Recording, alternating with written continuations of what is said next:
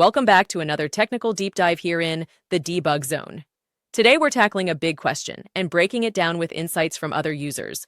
Hopefully this clears up some misconceptions and helps you get the answer you need. So buckle up, stay a little curious, and let's jump right in.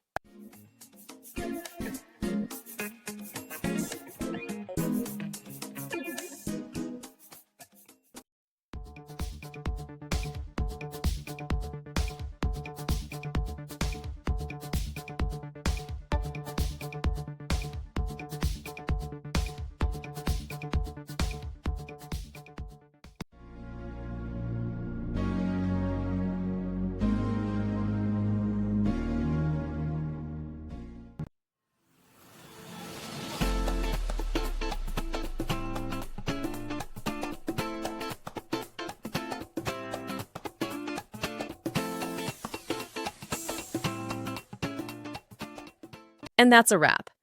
I hope you found the answer you were looking for. If you did, take a second to hit that subscribe button. It really helps out. And let me know in the comments which solution worked best for you. See you next time in the debug zone.